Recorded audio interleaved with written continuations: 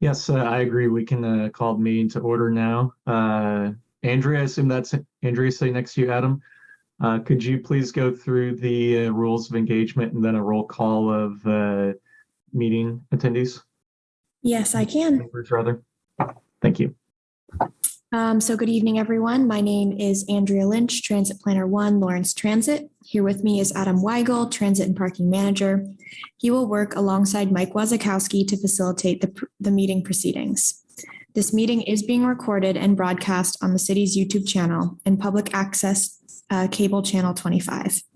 During the meeting, when you're not participating, please mute yourself by clicking on the microphone icon found on the lower left-hand side of the Zoom menu.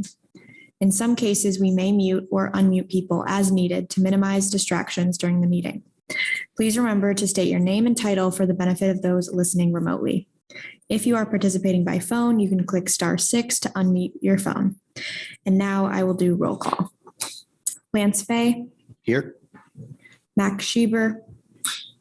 Andy, Max has been replaced by Austin Stifler, so let's All right. do that correction right now, and then we'll introduce Austin here in a little bit. It was Austin Stifler. All right. Here. Great. Mike Wazakowski. Here. Foster Spicinger. Here. Alan Ackland. Here. Gregory Critchlow. I do not see Greg on the line. Bill Wilson. Here. August Rudisell. I do not see August on the line. Okay. And Freddie Gipp. Same answer. I do not see Freddie on the line. Okay. That does leave us with 6 people, though, which does constitute a quorum. So thank you very much for everyone who's here. First item on the agenda after a call to order is public comment. Please mark down August as being in attendance as he's now here. Got it. Adam, is there anyone physically in the room with you? There's no one here. I see JT online raising his I was going hand. to get to that. Thank you, JT, for raising your hand. I wanted to check the room first, just in case. JT, you have the floor. To know when we can see some firm plans about the bicycle parking, both exterior and interior of the hub on Bob Billings.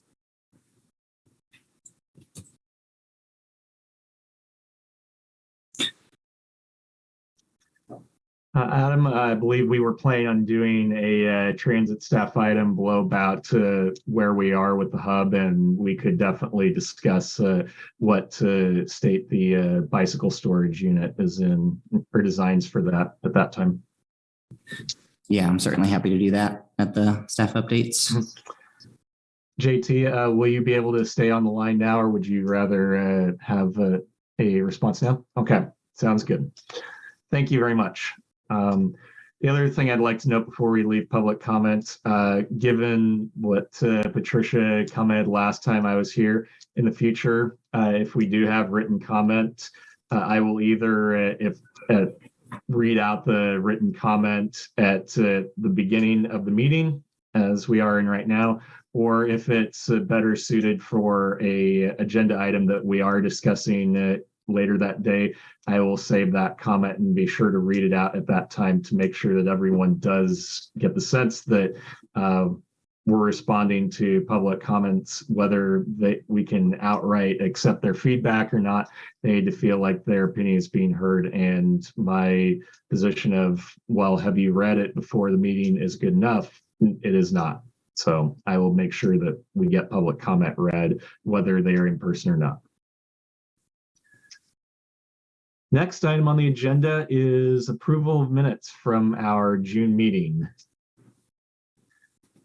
So minutes are posted. I hope that everyone who is in the committee has been able to review them and agrees with the sense of what's in there. As always, These will be approved by unanimous consent, and I will offer 3 chances for committee members to propose amendments, which we can accept as friendly or vote on if needed. Otherwise, we'll have 3 chances, and then the minutes will be deemed approved by unanimous consent. So, first call for committee members. If you've reviewed the minutes, do you have any amendments to offer to them?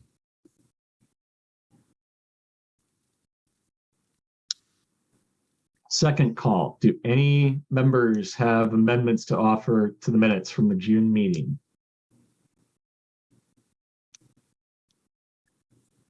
Last call, are there any amendments to offer to the minutes from our June meeting?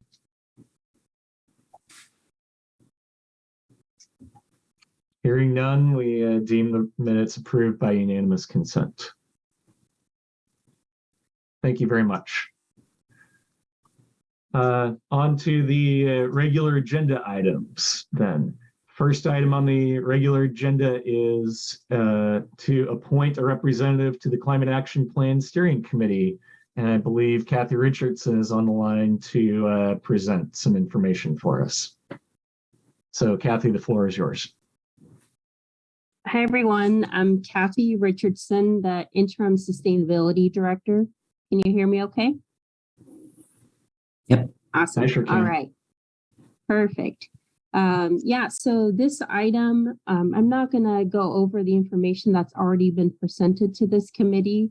There was an attachment with some information on the background and what the steering committee is going to be working on in terms of the climate action plan. But I am here to just give a little bit more information than what was provided. And then, of course, if you have any questions for me, I'm available. So first of all, we are looking to get the steering committee up and running with a first meeting towards the end of August or early September. The steering committee is not composed of staff. These are community members. There is a separate staff advisors committee that has already been meeting for the climate action plan. And that started 2 months ago. I also wanted to just highlight that this climate action plan is actually being led by Douglas County. The city is extremely involved in that process, and we have been since the beginning. And we have staff that's working alongside with Douglas County. But Douglas County is leading, and there are representatives from Eudora, Baldwin City, the other cities, unincorporated areas that are participating in this process too. So this is not just about Lawrence and unincorporated Douglas County. This is about every city in the county as well as the unincorporated areas. So the hope is that the draft is going to be provided towards the end of this year, early next year. And the steering committee will be meeting monthly, once a month, to give feedback to staff on that process, as well as the community engagement. There's already been a lot of community engagement that has been completed, and some survey data that we've been reviewing, but certainly there's going to be community engagement throughout the whole process. So like I said, I am here and I'm available for any questions that you may have. Thank you, Kathy. First, JT, do you have any questions about this? You are a member of the public. Okay. PTAC committee members, does anyone have any comments, questions, or concerns for Kathy?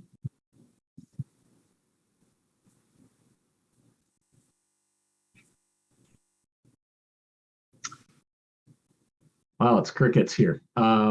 That's potentially a good sign. So we do need to have at least one person who we nominate to sit on this committee, and potentially one backup to be available in case the primary person isn't available and we need someone who represents PTAC's perspective. Is there anyone who would like to volunteer at this time?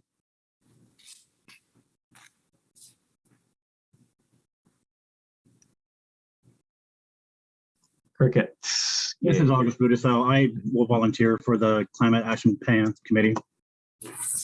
Thanks, August. Remind me, you're on Transportation 2050 right now, right? Yes. Yes. Ideally, I'd rather you stick on that. I know that I had attended the first meeting for that. I don't want to tap you out and make you feel like you're burned out or not want to do anything. So let's plan on you continuing that. Okay. I will sit out from continued meetings on Transportation 2050. And seeing as nobody else is volunteering, and I'm interested in transportation from the sustainability perspective, I'll volunteer to represent PTAC.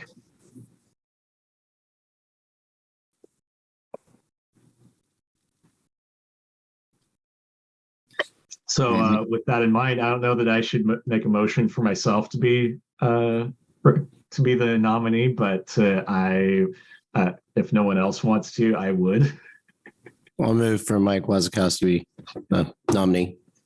Thanks, Lance. Is there a second? Second. Thank you, Foster.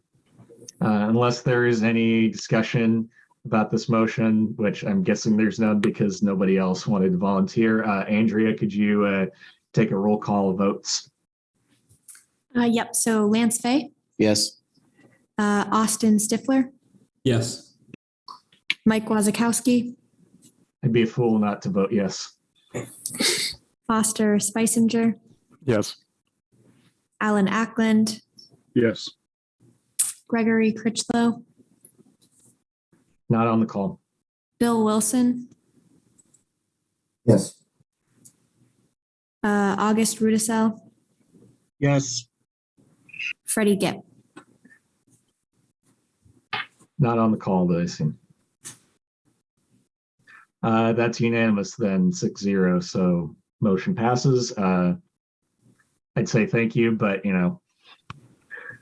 so Kathy, you have my email address on the mailing list, or you can get it from Adam. Let me know when the first meeting is, and I'll do my best to my schedule fit. Thank you very much. Thanks, Kathy. All right, next item on the agenda then is fair donations distribution for the month of August. Adam, looks like you have a presentation for us on this. Yes. So consider fair donation policy. In March and August of each year, we have a call for people to submit applications for donated fairs. That policy was amended a couple of years ago by this group to increase our limits. So I will pull up a short presentation.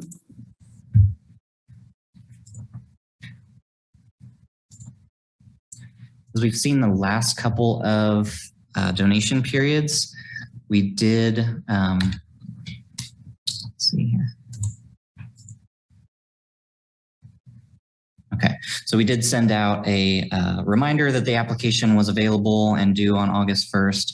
We sent that out through the United Way Human Services Coalition listserv, which reaches a lot of the organizations that would apply for this type of fair donation. We also keep that information available at all times on the website. And we do try to reach out to applicants that we've had in the last few years just to make sure that they're aware, particularly since they've been taking advantage of it. So I did list out the 15 organizations that we got applications from this year, and noted that 14 out of those 15 applicants requested the full amount that they are able to under the policy. And as we've seen, at least a majority of the times, the last few rounds of this, we got more requests than we have donations available. So when that happens, as you can see, the middle column here shows that total dollar amount cap that each organization is able to request, which is $320. It's 10% of our total distribution amount, which you see at the bottom, $3,202. So you see almost every organization asked for that max amount. When that happens, there's a calculation based on percentage of requests that lets us try to give everybody, as much as we could, and while still staying under that $3,202 cap. So you'll see the most organizations will get $217 worth of value, with one organization who requested a little bit less, getting right at around $170. That's the content I have for you. This group typically, because it's a policy you helped craft and guide, we typically look to this group to formally recommend that we distribute these donations based on what we've shown you, but also happy to answer any questions you might have. Thank you, Adam. JT, not trying to ignore you, but I'm guessing you don't have a comment on this. If you do, you can definitely speak up. Looks good. Okay.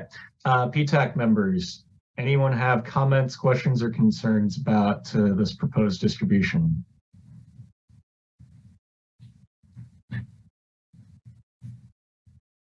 Foster, I see your hand raised. Go ahead. Yeah, sorry. I think this was probably instituted before I got here because I'm not very familiar with this. So maybe I should go back and read through the meetings of that one. I did have a question. Are they using this money to purchase like monthly passes, one-way fares? Yeah, so it's a good question. So we have a few different ways that the organizations who distribute fares access those. We do on a regular basis have organizations purchasing fares from us in bulk. They'll come and buy a certain amount of single ride tickets or 10 ride punch cards or monthly passes. Under this particular policy, they're able to request those fares at no cost. So what we ask organizations to do is request no more than a certain cap. And in this case, it's $320 per request. And they can divide that however they see fit based on the population that they have using those passes. So some organizations will request 320 single ride tickets, $1 a piece. Others, use them particularly for K through 12 students. So they might be purchasing the semester pass for K through 12. They can really buy any passes as far as eligibility goes. All that stuff is handled when someone boards the bus. So if someone's boarding with the K through 12, they'll have proof that they can use that, reduced fare passes, things like that. Okay. And follow-up question, I assume it'd be pretty hard, if not impossible, like if they're buying one-way fares, to go in and confirm and audit that the $320 is being used. But do we have a process in place to audit those distributions? Yeah, so in this particular case, we're not distributing hard dollars to anybody. We're expensing this value of passes. So they come to our office and we give them, as an example, 320 single ride tickets. And so there's no actual money exchanged. We just have to budget for that. So as far as, auditing if those passes are actually used, we don't know that for sure. We assume they are, but theoretically someone could buy or request 320 passes and not use them. In the course of their application process, there is an area for a paragraph where they write how the passes will be used, for what population, for what purpose, and that's how we determine distribution.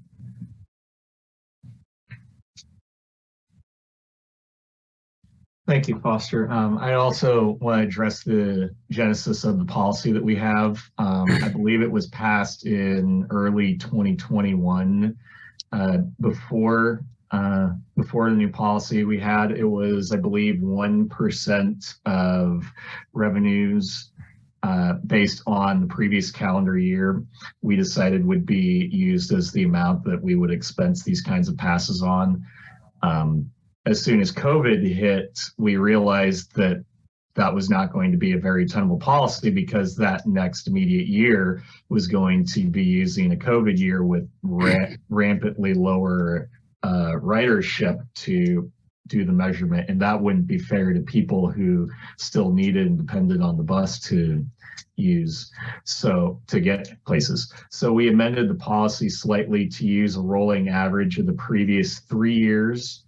And we also increased the threshold from 1% to 2% that we would allow for these kinds of expense passes to be distributed. I think only one of the 4 periods so far have we not had more organizations request money than we could give out based on the policy. So I think for right now, it's probably good from that sense, other than, you know, there might be a reason to see if we can increase a little more. I don't know, but we also have Fare Free coming up, and that's going to change the entire process for people paying for how they ride entirely. So. Thank you, Mike. So that actually was going to be my question when you were done. So is there thought to how this process will, this interaction with the community continue next year with Fare Free pilot? I mean, for me, I think it's just we need to promote the heck out of it being free to ride the bus, from the sense of you do not have to swipe a card, pay a fee, show you have a mobile pass, anything like that when you board. It's just you get on board, you sit down, or you find a place to stand, and you're taken where you need to go. You know, I'd rather people not have to worry about finding a discounted pass than having to deal with this kind of situation and get just a tiny bit of money out of it. So it goes away, but I think I'm okay with that trade-off. Adam, do you have anything to add on that? Yeah, I might skip ahead and just give one of staff update regarding Fare Free. Might as well do it now because it makes sense. Okay. So this group did recommend to the City Commission approval of a pilot year policy for Fare Free in calendar year 2023. That is on next week's City Commission consent agenda.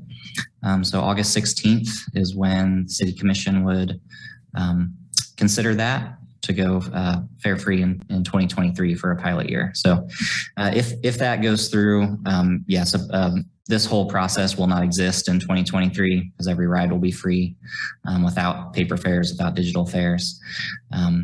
We'll likely come back to this group to share this policy essentially going on pause for a year or until such time as we figure out what Fare Free looks like beyond 2023.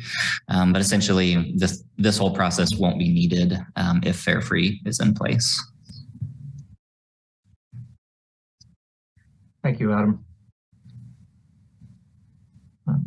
So with that, are there any other comments, questions, concerns from PTAC members? Okay, hearing none, I entertain a motion to approve the distribution as proposed. I'll make this motion. It doesn't necessarily implicate me, so I move that we accept the proposed distribution of discounted fares. Is there a second? Lance Fay, I second. Thank you, Lance. Last call, if there are any comments, questions, concerns. I see no PTAC members coming off mute. Andrea, could you go through roll call the vote, please? Yes. Lance Fay. Yes. Austin Stifler. Yes. Mike Wazakowski. Yes. Foster Spicinger. Yes. Alan Ackland. Yes. Bill Wilson. Yes. August Rudisell. Yes. That's unanimous. Thank you very much, everyone.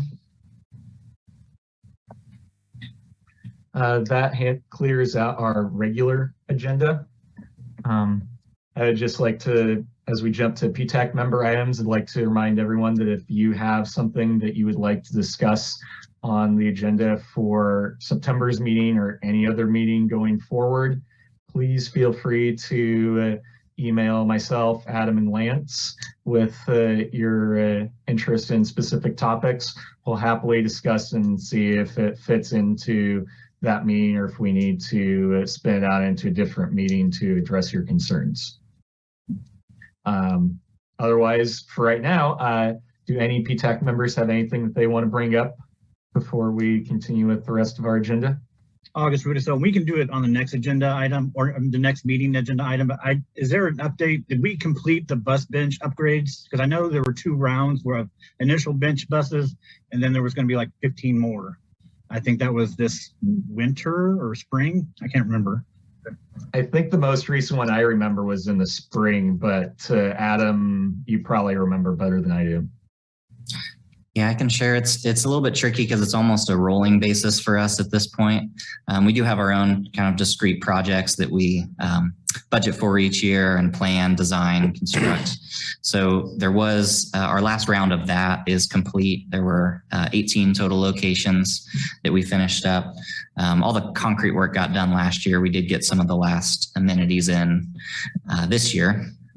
We do have some things upcoming. You know, there's going to be some sidewalk work on East 19th between Haskell and Harper. We'll get some shelters over there. The street maintenance program that happens through the summer typically helps us get at least a few ADA compliant boarding pads along stretches of street that they're already paving. We get them to pour a little concrete at bus stops so that people can use, wheelchairs all the way to the curb. So there's a lot of different processes for how we improve bus stops. Our discrete project is done. We have a lot of these project-based or kind of maintenance-based things that we're always tracking and trying to improve. Our next kind of formal project that this group will expect is we did win. We were awarded grant funds through KDOT, the Access, Innovation, and Collaboration Program, to improve bus stops. We are still working to get with KDOT on exactly what funds we received, how they'd like to see that RFP process, and how that'll get going. But we're going to attempt to get that work done, likely starting next spring, summer is when a lot of that work will happen. Probably be, that'll be something we've got a couple pieces we need to put in place. We're updating some guidelines, some GIS data. Once we get some of those pieces in place, probably be worthwhile to do a workshop with this group or kind of a long agenda item with this group to talk through how we're approaching bus stop improvements, if this group's interested. Awesome, thank you. Agreed, thanks, Adam. Lance Fay here. It's a question for Adam. Did you get any updated information from the city regarding they've changed the dates or proposed times to do East 19th improvements? And I haven't myself received any updates on that. I know it was supposed to be this summer and it's been delayed. Yes, I don't know that I have dates firm enough that I can share them right now. I can go look and certainly share them back out with the group through a BCC email, but I believe they're still on track for this calendar year, but I'm not sure what month that'll really get into it.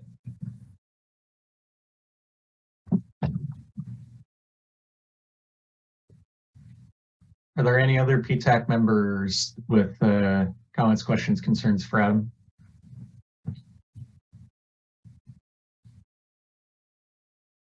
Okay. Next item on the agenda then is transit staff updates. I don't know which order you want to do them. You had electric bus deployment and then the central hub, but given JT's presence here, I think the hub would probably be better to address first. Sure, I'm happy to start with that one. So big picture wise with the central station projects, we are just about there with our design documents as far as being ready to go out to bid. A partial answer to JT's concern would be when those documents do go out to bid, they'll then be public, and that'll be when all those design documents could be shared with anyone. As far as what the bike parking is looking like at this site, we are trying to do both short-term and long-term options and both indoor and outdoor options at the site. So there is the northwest corner of the building is a indoor bike storage room. There will be, currently what's shown is about 20 locations for bikes to be parked. There will be inverted U-racks mounted inside the building on concrete floor there. So that will be a place where people could store bikes kind of in a long-term basis. I think one of the thoughts behind that is people that do use a bike for longer commutes that connect with transit. So one potential case study would be that someone would park their bike in that room while they take the K-10 connector up to Johnson County for the day and come back and pick it up, and it would be in an area that's out of the weather. Feasibly also, like a KU student could ride their bike to the facility, park there, and then get onto campus and come pick it up at the end of the day. So that's one area we have for bike storage. Outdoors, there will be a couple different options. We are looking at somewhere around 30 inverted U-racks that are out located just east of the platform. So that is where, if you're coming to and from the site in kind of a short-term manner and need to lock up your bike somewhere secure, just while you're at the facility or maybe in between bus trips, that would be a place you could roll up to one of those U-racks and do that. We do also have in our program for there to be 5 outdoor bicycle lockers, which would be the first bike lockers in town. So bike lockers are aesthetically pleasing boxes, essentially, that hold bikes, cover bikes in the outdoor elements. You typically use a cable lock or a U-lock to lock them once your bike is inside them. But those would be located in the same area as those U-racks just east of the platform. I think some of our earlier discussion, and I hope maybe JT can chime in if I don't get this quite right, but I think there was some interest or concern about there being some U-racks on the platform, kind of right next to where you would get on and off the bus. We have some challenges with that we just haven't been able to accommodate. That platform itself won't be much wider than it needs to be for access reasons, for people to be able to walk and wheelchair up and down each side of it. Running along the center of the platform will be what you might call like the furniture zone. So there will be benches, there will be windbreak shelter setups. So those elements are all in place throughout the platform.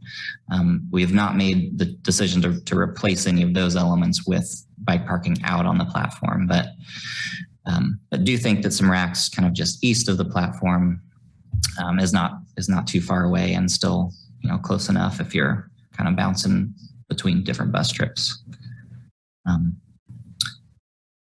So with that, I don't know if I'm happy to answer any other questions or if there are other concerns related to that. JT, I'd open the floor to you first, this public comment.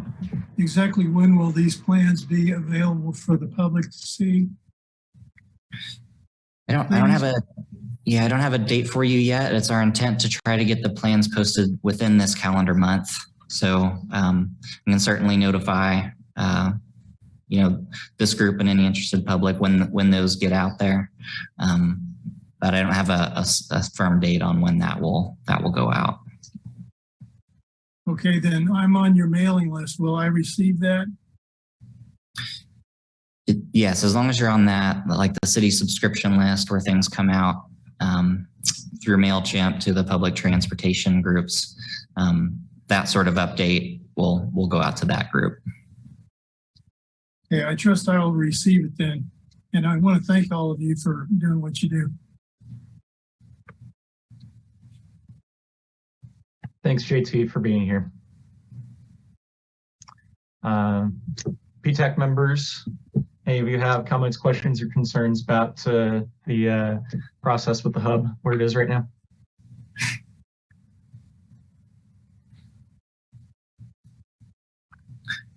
All right, I can hop to electric buses. Happy to come back if people have other thoughts. So everything with our buses and chargers are in good shape. A couple of things that are holding us up from full deployment right now are we need to get some hardware still installed on our buses in order to get them into service. On all fixed route buses, we have automated passenger counters, which are located at each doorway entry.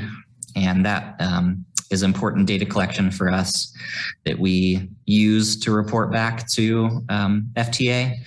So we have to get those passenger counters in place, as well as a tablet that's wired in that allows us to track vehicle location, so you can see all the vehicles real time on the app as you're riding and that type of thing. So that hardware, it's my understanding that it's on its way, and that within this calendar month, we expect to have installation done that would let us get electric buses out on the street into regular service.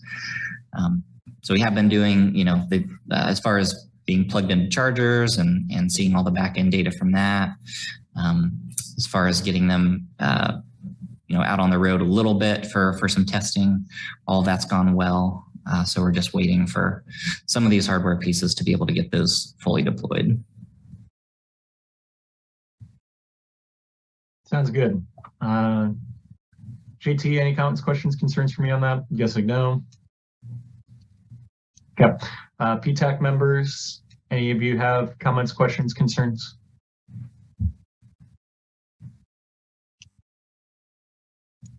Hearing none. Adam, I'm happy. Thank you for that update.